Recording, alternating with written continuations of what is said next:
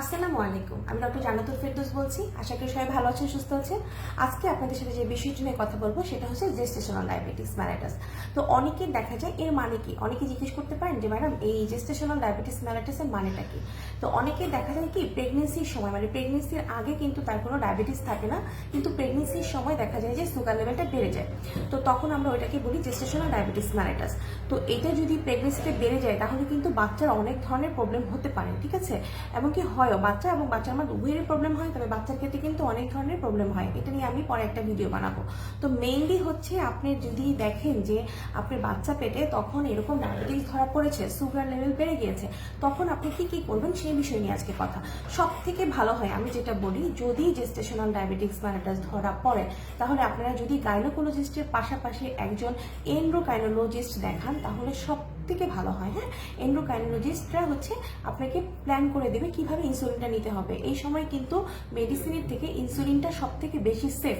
তো আপনারা চেষ্টা করবেন যে যাদের জেস্টেশনাল ডায়াবেটিস মেলাইটাস ধরা পড়েছে তারা অবশ্যই একজন গাইনোকোলজিস্টের পাশাপাশি এন্ড্রোকাইনোলজিস্টকে দেখানোর জন্য, তাহলে আপনাদের জন্য ট্রিটমেন্ট প্ল্যানটা খুব বেশি ভালো হবে।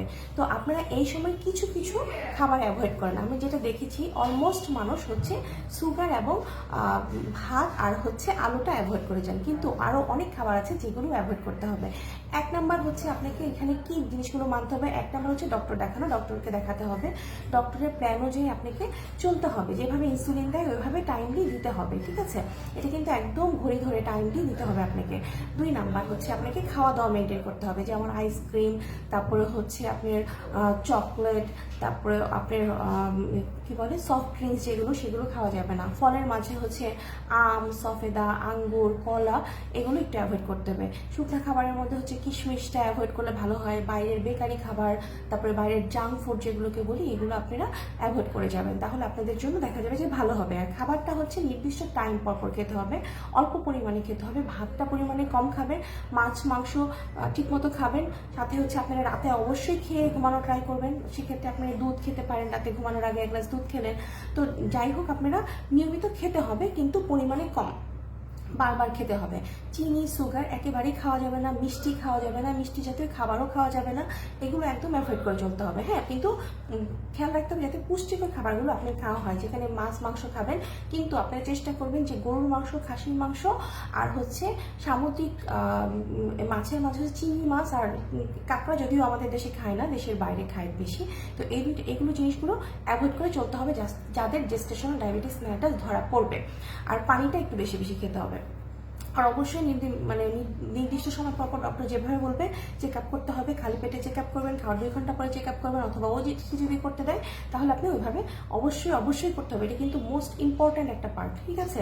অনেকে দেখা যায় যে এই সময় শুধু থাকে, বাচ্চা হওয়ার পরে কিন্তু আবার ঠিক হয়ে যায়, সেটাও আপনাকে খেয়াল রাখতে হবে। এমনকি বাচ্চা হওয়ার পরে বাচ্চারও কিন্তু কিছু টেস্ট করতে হয়, ঠিক আছে, জেস্টেশনাল ডায়াবেটিস যাদেরকে থাকে আর কি।